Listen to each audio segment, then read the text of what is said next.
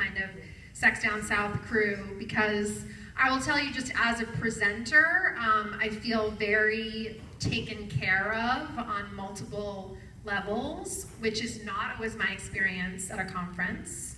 And I feel like there's a thoughtfulness that has gone into this conference which has very much been noticed.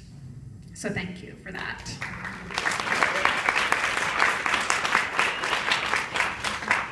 And I also just want to do two personal thank yous to Emily and Ignacio for talking me off the ledge today. Thank you for that.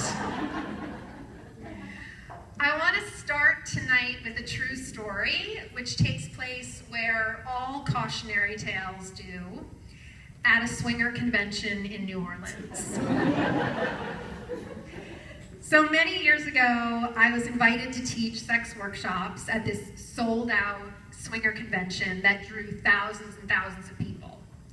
I'm not a swinger, but if ever there was an adjacent community to mine, it's people who have non-monogamous sex. My first event was a kind of a meet and greet where I got a table and I displayed my books and people could come up and meet me.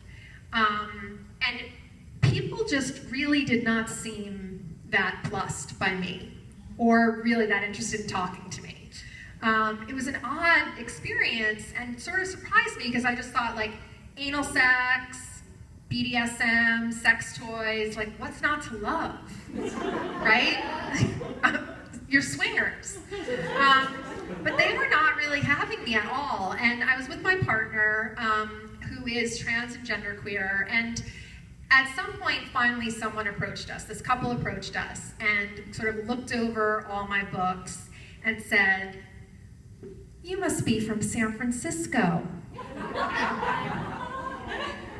Which, was kind of code for a few things. Like, it was code for the fact that we're queer, and there's not a lot of queerness at mainstream swinger events.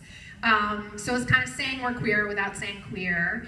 And then it also, I like to think it sort of echoed that we were sex positive, because I think sex positivity and that whole movement is associated very strongly with San Francisco because of, being sort of the birthplace of the movement, and also because so many sex radicals and sex educators live there and work there.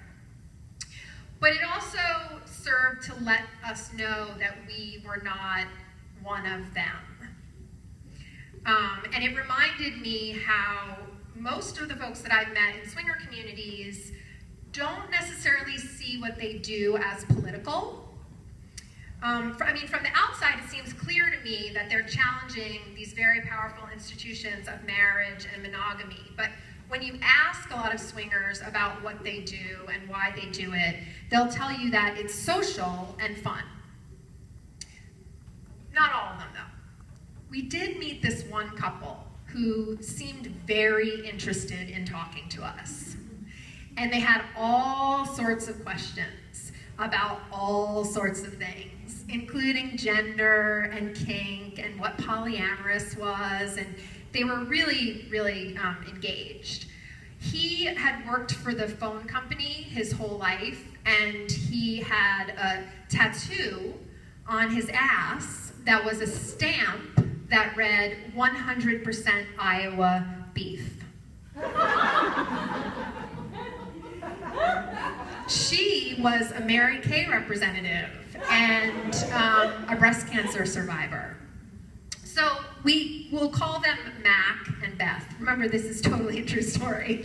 And we felt like they engaged us right away, so we decided we would invite them to this event that at the time we produced on the East Coast, which was probably unlike anything they'd been to. It was a cross-pollination of BDSM, polyamory, tantra. It invited queer people, straight people, people of all genders, and it was a kind of mixing of all these different communities. Some of you have been there. I recognize you, even though you have your clothes on. And then to our surprise, they registered and came, right? And so it's like on day 2 of the event, and I run into them in the dining hall, and they are like vibrating. And Beth was really eager to tell me about what she saw in a play space the night before. So she said, and I was like, okay, so tell me about it. She said, well, there are these two people playing, a femme and her partner who identifies as genderqueer and prefers he pronouns. And she was saying this really carefully because she had learned this in orientation, and she wanted me to know she wanted to get it right and be really respectful. So she continues, okay, so he was in a sling, and his partner had her whole hand inside his vagina. Whoa. It was actually really sweet. And I thought, oh yeah, okay, sure. Great, yes, you saw something that I see all the time. But okay, I'm not gonna judge you, but that was really cool. And she said, I really want to try that. And I wanted to remain open to exactly what she was saying, so I said, what about it do you want to try? And she says, well, first of all, I want someone's whole hand inside me. I mean, I've never seen that before, and that looks really fun. But not someone. I want that particular genderqueer person's hand inside me. Could you set that up? He's really attractive, and I've never met anyone like him. I did introduce them over just like some, bad sheet cake, but nothing really happened. But needless to say, some other things happened, and the world sort of opened up for Mac and Beth that weekend. Imagine fisting as a universal language. Because really what got them to open up was this queer, non-heteronormative sex, and it was sex that can, in fact, bring people together. We know that sex has the power to do that, to bring us together in multiple ways. We've all got bits, we've all got bodies. I like the idea that sex can bring us together, but I'm not sure that sex is a universal language. Because we experience it differently, and much of that can depend on the body that we're in. Carol Queen defines sex positive as the cultural philosophy that understands sexuality as a potentially positive force in one's life, and it can, of course, be contrasted with sex negativity, which sees sex as problematic, disruptive, dangerous. Sex positivity allows for, and in fact celebrates, sexual diversity, differing desires and relationship structures, and individual choices based on consent. So that's the theory. But in practice, sex positivity sometimes gets a bad rap because people tend to associate it with, they think all sex positive people are sort of out there running around advocating that you have like more sex, edgier sex, shocking sex, radical sex. And there's also this notion that sex positive people are constantly just sort of swinging from the chandeliers all the time. But I don't want the sex positive movement to be seen as that white, middle class, cisgendered, heterosexual woman who throws orgies in her loft in Soho in a building without an elevator. It costs $75 to get in, and she only advertises at Whole Foods.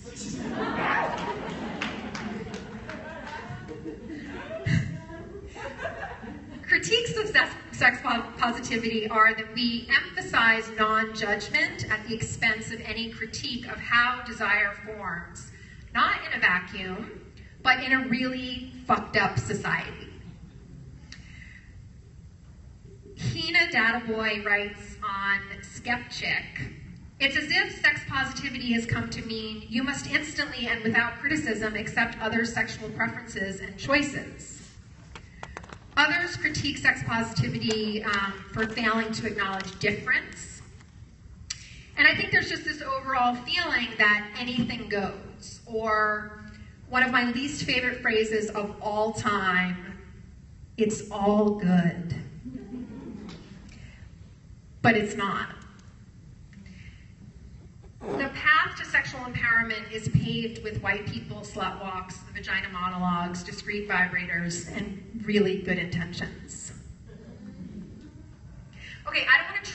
orgies, or vibrators, or even swingers, I just want to acknowledge that sex positivity is not always a good time for everyone.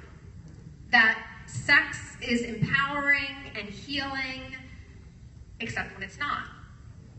And we don't have to choose between sex and politics. Which begs the question, does the body have a politics? Well, let's look at the state of sex research, for example. There is an abundance of research funding health insurance approved and covered treatments for erectile dysfunction. Where's the research on trans people and desire? Where's the funding for the study of sexuality after hysterectomy? Where are the studies of people of color by people of color? Where are the widespread accessible treatments for vaginismus? Who's studying the sex lives of disabled people?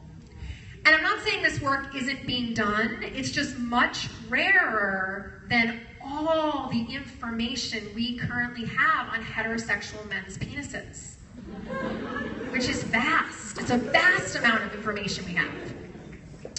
And then there's this so-called Viagra situation, which I think is a perfect example, the pink Viagra, which has been marketed to women, and how we're essentially trying to treat a physical problem of women's low sexual desire by medicalizing it and throwing in pills that doesn't even work at the problem for profit, instead of examining what could be in the way of female sexual desire. Lack of access to birth control, shame learned at a really young age and reinforced every single day, lack of information about how our own bodies work, religious and cultural restrictions over sex, sexism, racism.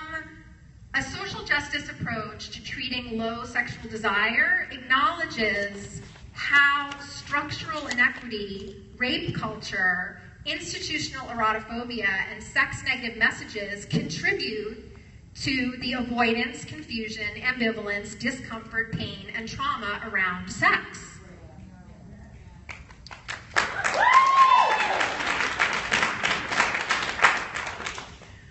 Does your body have a politics? So if you answered no, the light of your privilege is shining in your eyes. And I suggest you put your hand down. Look into the light. It's blinding. I know. Keep looking. See the world around you and see what's outside your world. Because when Katy Perry, for example, uses her sexuality, we call it one thing. But when Nicki Minaj deploys her body in a sexual way, we call it something else. Look at how the media talks about Serena Williams. They're really obsessed with her body and her gender and her appearance. But what about her skill, her finesse, and her absolute fucking domination of tennis? And those are women of considerable privilege. Many people of color, queer, trans, disabled, fat, poor, sex-working people don't have the luxury of a depoliticized body. Our bodies have already been marked as other, and read and misread and constrained and exoticized and controlled. Our bodies are not these neutral vessels. The state wants to regulate, control, classify, and criminalize some of our bodies. What we use those bodies for and what we do with other bodies. So the bodies are not common ground because, quite frankly, some are colonized, some are marginalized, some are hypersexualized, others are desexualized, fetishized, devalued, overvalued. That one is deemed high risk, that one dangerous, this one degraded, this one unnatural.